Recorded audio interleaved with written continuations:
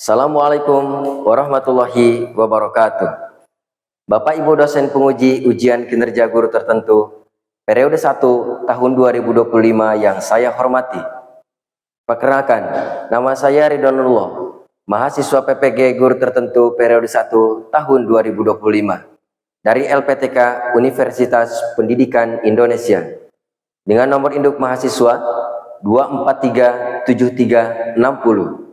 Pada hari ini, Kamis tanggal 17 bulan Juli tahun 2025, saya akan melaksanakan praktik mengajar di MTS Nurul Hikmah yang berlokasi di Kampung Kesur, Desa Nanggala, Kecamatan Cikesik, Kabupaten Pandeglang. Berikut ini adalah KTP saya. Terima kasih Bapak Ibu dosen penguji. Sekian dari saya. Wassalamualaikum warahmatullahi wabarakatuh. Assalamualaikum warahmatullahi wabarakatuh. Gimana kabarnya hari ini? Sebelum kita melanjutkan ke tahapan pembelajaran, alangkah lebih baiknya kita berdoa terlebih dahulu. Mudah-mudahan pembelajaran kita pada hari ini ada dalam kelancaran, ada dalam kesuksesan, juga ada dalam ridhonya Allah Subhanahu wa taala. Berdoa dimulai. Selesai. Sebelum kita melanjutkan ke tahapan pembelajaran yang akan kita laksanakan pada hari ini, kita absen terlebih dahulu. Aisyah Cantika, Alia, Rohania, Ropiah,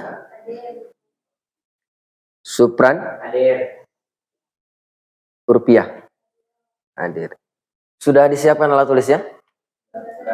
Oke, ini kelasnya juga sudah rapi semua, sudah dibagi kelompok sesuai dengan instruksi yang telah diinstruksikan sebelumnya. Saya harapkan kalian mengikuti pembelajaran hari ini dengan penuh semangat, fokus tentunya, agar apa yang kita pelajari hari ini dapat masuk ke otak kalian, sehingga pada akhirnya dapat kalian implementasikan dalam kehidupan kalian sehari-hari. Kita akan belajar tentang kegiatan ekonomi, di mana pada pembelajaran sebelumnya kita sudah belajar tentang potensi bencana alam di Indonesia. Dan kita lanjutkan pertemuan untuk kali ini, kita akan belajar tentang kegiatan ekonomi. Nah, tujuan pembelajaran dalam kegiatan ekonomi ini tentunya melalui pembelajaran problem based learning, peserta didik mampu menyebutkan dan mengidentifikasi kegiatan ekonomi dengan indikator. Peserta didik mampu menyebutkan kegiatan ekonomi. Yang kedua, peserta didik mampu mengidentifikasi kegiatan ekonomi. Nanti akan kita bahas lebih jauh lagi. Tentunya sebelum kalian lanjut ke dalam tahapan pembelajaran, ada pemahaman yang sangat bermakna, yaitu kegiatan ekonomi ini mencakup kegiatan produksi, distribusi, dan konsumsi. Apa sih manfaat pembelajaran ketika kita sudah mengikuti atau belajar tentang kegiatan ekonomi? Di antaranya, untuk manfaat pembelajarannya ialah memahami cara manusia memenuhi kebutuhan hidup. Tentunya kita sebagai manusia punya kebutuhan. Siswa jadi tahu bahwa kegiatan ekonomi seperti produksi, distribusi, dan konsumsi penting untuk kehidupan sehari-hari. Yang kedua, mengenal peran pelaku ekonomi dalam masyarakat. Jadi kita akan belajar bahwa petani, pedagang, konsumen, dan pemerintah punya peran penting masing-masing dalam kegiatan ekonomi. Yang ketiga, menumbuhkan sikap hemat dan bijak dalam mengonsumsi. Jadi jangan boros-boros. Dengan memahami konsumsi, siswa bisa belajar mengelola uang dan kebutuhan secara efisien. Kemudian menumbuhkan jiwa wirausaha. Jadi setelah kita belajar tentang kegiatan ekonomi, manfaat yang terakhir ialah belajar produksi dan distribusi bisa mendorong siswa tertarik untuk berwirausaha sejak dini, sejak kecil. Dari gambar ini, apa yang kalian lihat tentang gambar ini? Petani sedang memetik daun teh. Setelah melihat gambaran yang tadi, apakah pernah anak-anak membuat suatu barang atau makanan untuk dijual? Ada yang pernah? Ya, saya pernah. Saya pernah membuat prakarya seperti tempat pensil dan dari kardus bekas, dan juga membantu orang tua menjual makanan ringan. Bagus. Tepuk tangan untuk kelompok 2.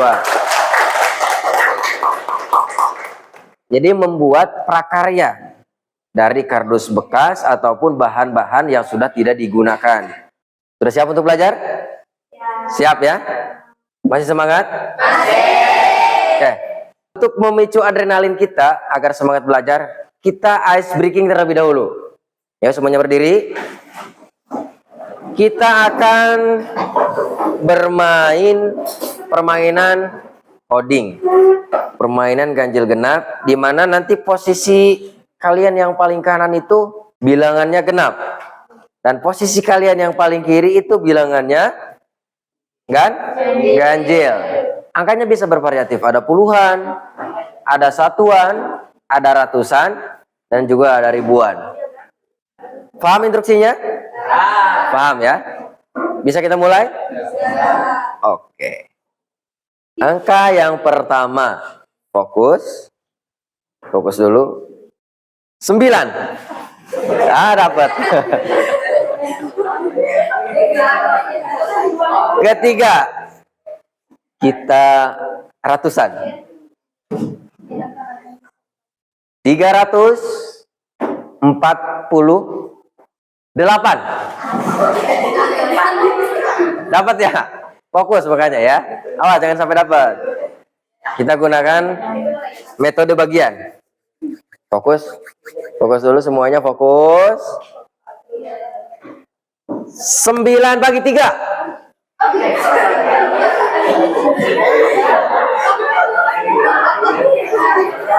Awas, hati-hati, makanya fokus ya. 2 dikali 6.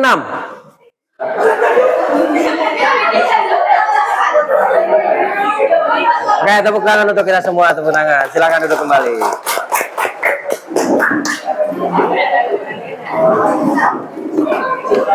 Kita akan siap belajar ya.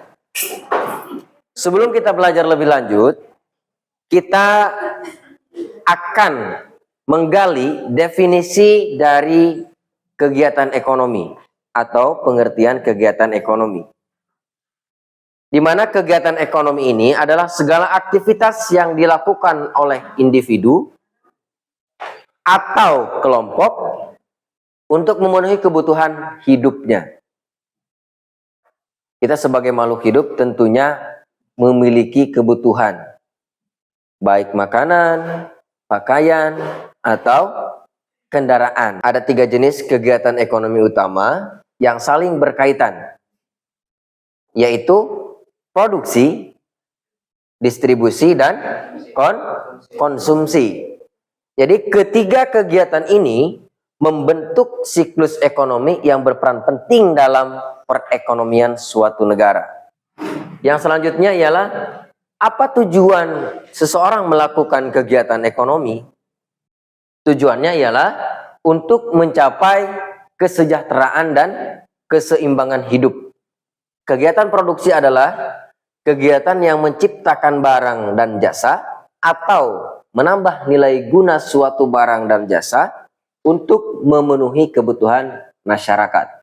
Tujuan dari kegiatan produksi adalah menghasilkan barang atau jasa yang dapat digunakan oleh konsumen. Siapa konsumen? Ya kita. Jadi perusahaan nanti akan membuat suatu barang atau jasa yang dikirim oleh si kurir atau pengantar paket atau distribusi yang dapat kita gunakan. Kemudian faktor-faktor produksinya. Dalam melakukan produksi diperlukan beberapa faktor produksi. Yang pertama ada sumber daya alam. Sumber daya alam ini merupakan semua kekayaan alam yang dapat dimanfaatkan dalam kegiatan produksi. Seperti yang sudah disebutkan tadi, ada tanah, ada air, dan mineral. Pabrik yang menghasilkan pakaian, perusahaan teknologi, yang menciptakan perangkat elektronik, atau petani yang menanam padi adalah contoh-contoh kegiatan produksi. Jadi semua itu bertujuan untuk menyediakan produksi yang dapat dimanfaatkan oleh konsumen. Sekarang ke distribusi. Distribusi adalah kegiatan menyalurkan barang atau jasa dari produsen ke konsumen. Tujuan dari distribusi adalah memastikan produk dapat sampai ke konsumen akhir dengan mudah dan tepat waktu. Fungsi dari distribusi ialah, yang pertama ada fungsi transportasi. Barang atau jasa yang diproduksi oleh produsen perlu diangkut atau dipindahkan dari tempat produksi ke tempat konsumen. Ini menggunakan jasa antar. Fungsi distribusi yang selanjutnya ialah fungsi penjualan. Kemudian jenis-jenis distribusi. Ada distribusi langsung. Produsen menjual produknya kepada konsumen tanpa perantara. Jadi contohnya penjualan langsung di pabrik atau melalui toko resmi. Contoh kegiatan distribusi. Perusahaan logistik yang mengantarkan barang dari produsen ke konsumen, atau agen penjualan yang memasarkan produk ke berbagai daerah adalah contoh dari kegiatan distribusi. Yang ketiga ialah konsumsi. Konsumsi adalah kegiatan menggunakan atau menghabiskan barang atau jasa untuk memenuhi kebutuhan atau keinginan. Konsumsi dilakukan oleh konsumen sebagai pengguna akhir dari barang atau jasa. Nah, jenis-jenis konsumsi. Konsumsi ini ada yang bersifat individu, perseorangan. Konsumsi dilakukan oleh individu untuk memenuhi kebutuhan. Yang kedua, konsumsi rumah tangga. Konsumsi yang dilakukan oleh keluarga atau rumah tangga, misalnya biaya listrik, air, atau gas. Konsumsi pemerintah. Pemerintah juga melakukan konsumsi untuk kepentingan publik seperti pengadaan fasilitas kesehatan, pendidikan, atau keamanan. Yang selanjutnya ialah pola konsumsi. Yang pertama adalah pendapatan. Semakin tinggi pendapatan seseorang, maka semakin besar juga kemungkinan konsumsi barang dan jasa yang dilakukannya. Jadi, setelah kita mempelajari kegiatan ekonomi ini, tentunya kita dapat mengelola secara baik dan benar agar tidak terjadi pemborosan. Gaya hidup dan tren sangat mempengaruhi jenis barang atau jasa yang dikonsumsi. Misalnya, tren produk ramah lingkungan yang semakin populer.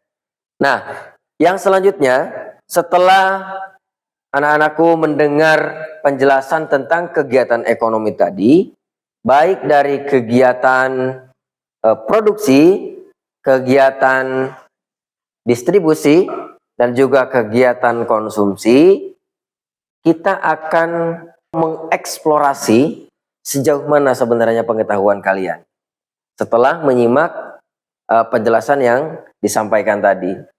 Dan selanjutnya Bapak akan membagikan lembar kerja untuk kalian. Tugasnya di sini ialah coba kalian sebutkan pada aktivitas 6 ini berbagai jenis kegiatan manusia untuk memenuhi kebutuhan hidupnya. Bisa ya? Ini satu orang satu.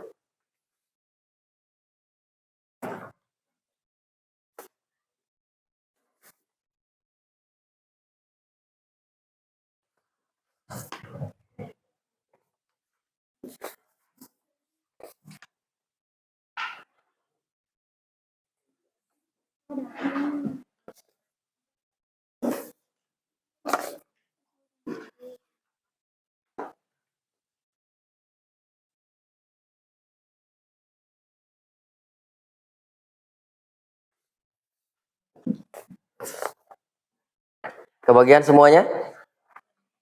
Jadi Bapak minta kalian untuk mengisi aktivitas 6 yang ada di sini, yang ada di dalam tugas kalian. Coba kalian sebutkan berbagai jenis kegiatan manusia untuk memenuhi kebutuhan hidupnya. Nanti kalau sudah selesai, tinggal dikumpulkan. Silakan dikerjakan.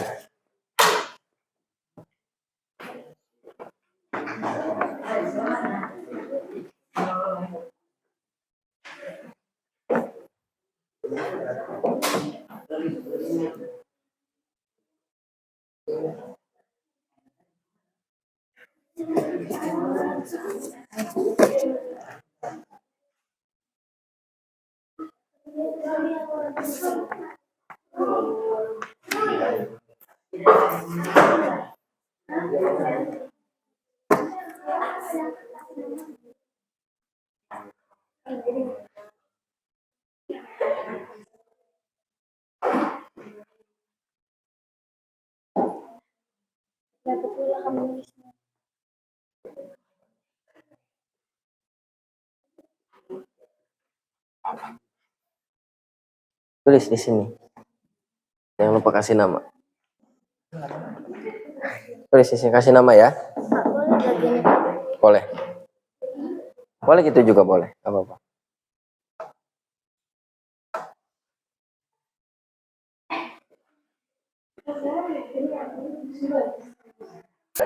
Udah, kalau sudah tinggal dikumpulkan ke depan.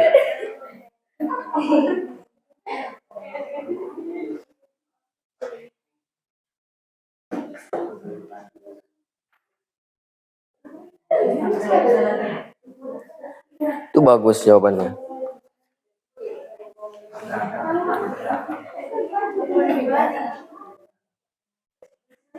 Sudah ya, kalau yang sudah silakan dikumpulkan ke depan.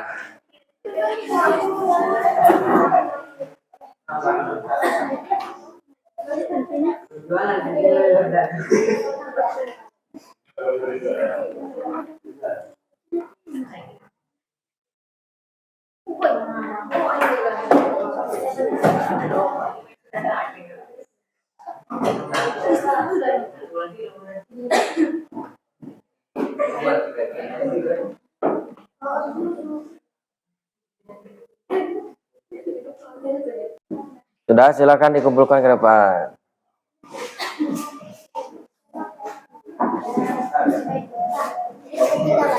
Oh, satu.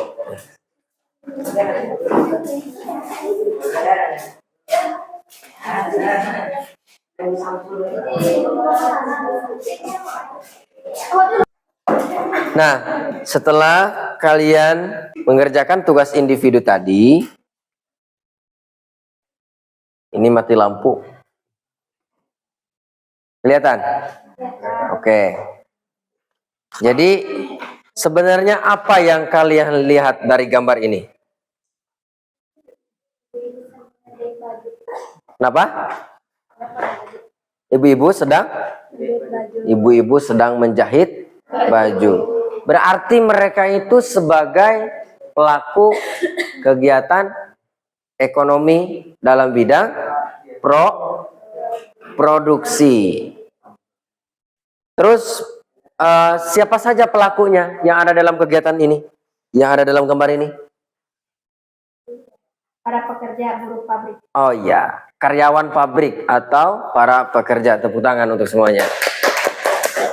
Kita sudah melihat kegiatan yang dilakukan oleh pelaku kegiatan ekonomi tadi. Dan sekarang Bapak akan membagikan lembar kerja yang kedua. Lembar kerja yang kedua ini bersifat kelompok. Nanti setelah ini kalian akan Bapak minta untuk mempresentasikan hasil kerja kelompok kalian ke depan nanti satu kelompok.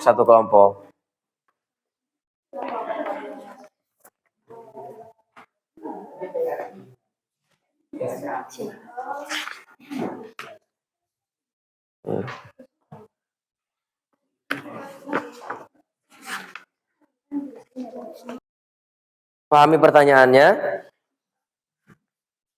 Nah, pertanyaannya seperti ini. Kerjakan aktivitas dengan mengikuti langkah-langkah berikut. Pertanyaannya adalah, menurut pendapat kalian, apa dampak dari kenaikan harga BBM terhadap berbagai kegiatan ekonomi? Yang kedua, apa saja upaya yang dapat kalian lakukan untuk menghemat penggunaan BBM? Kalau tadi dampaknya, yang kedua pertanyaannya ialah upaya yang dapat dilakukan untuk menghemat penggunaan bahan bakar minyak.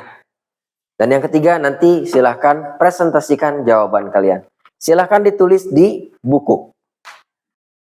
Boleh di lembar kerjanya juga, jika ada. Boleh di bagian belakang, nggak apa-apa. Di bagian belakangnya juga nggak apa-apa. Ditulis.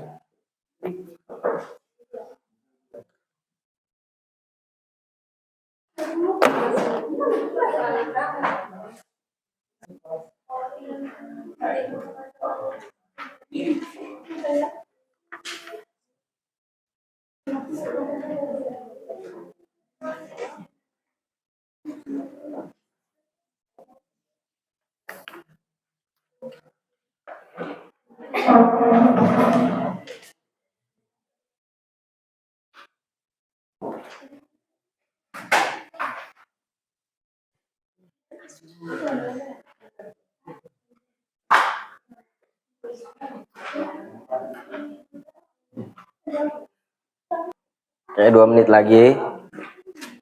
Silahkan diselesaikan LKPD-nya.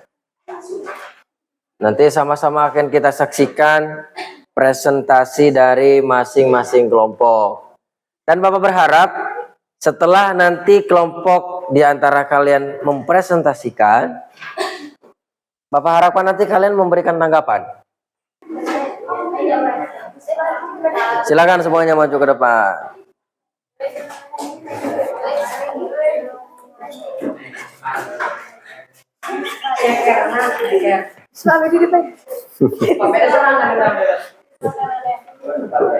Ya, perhatikan ya. Yang lain perhatikan. Nanti akan sama juga memberikan tanggapan. Dampak kenaikan harga BBM terhadap kegiatan ekonomi.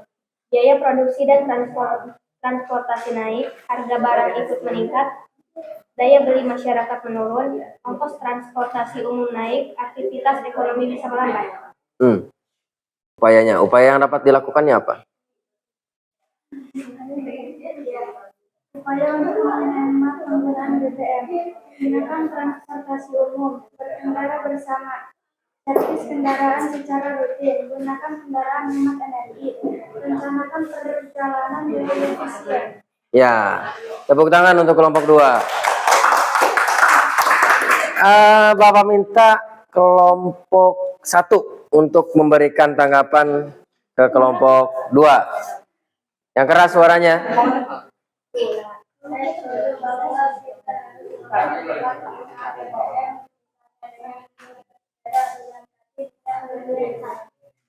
Menggunakan sepeda atau berjalan kaki. Kalau dekat ya, kalau jauh jangan. Kayak tepuk tangan untuk kelompok 1. Silakan kembali ke tempat. Naikkan biaya produksi dan distribusi. Perusahaan yang bergantung pada bahan bakar akan mengalami kenaikan biaya operasional, sehingga harga berdasar inflasi ongkos angkut barang meningkat, sehingga harga-harga kebutuhan sehari-hari ikut naik. Terus, upayanya apa? Upaya yang dilakukannya apa? Upaya yang dapat dilakukan untuk menekan penggunaan BBM, menggunakan transportasi umum seperti bus, kereta, atau sistem program. Berkendara bersama oleh kendaraan bisa digunakan oleh beberapa orang. Ya, tepuk tangan untuk kelompok 3. Ternyata kegiatan ekonomi saling berhubungan. Kalau BBM naik, ongkos kirim barang naik, dan akhirnya harga barang di pasar juga ikut naik. Iya, betul. Betul, tepuk tangan untuk kelompok 2. Dampak dari kenaikan harga BBM terhadap berbagai kegiatan ekonomi. 1. Biaya terbesit meningkat hingga ongkos kirim barang lebih mahal. Harga barang dan jasa naik karena biaya produksi dan produksi ikut naik. 3. Daya beli masyarakat menurun karena mengurangi bertambah.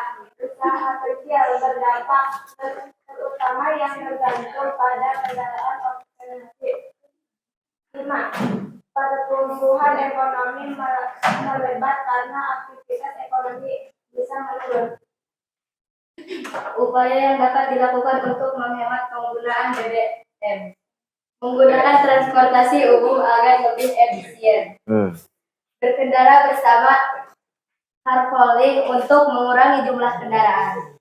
Memilih kendaraan hemat energi seperti motor listrik atau mobil hibrid. Hybrid ya.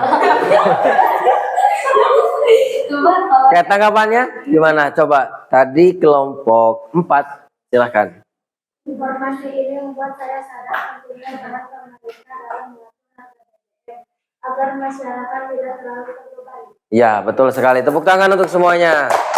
Silakan kembali ke tempat.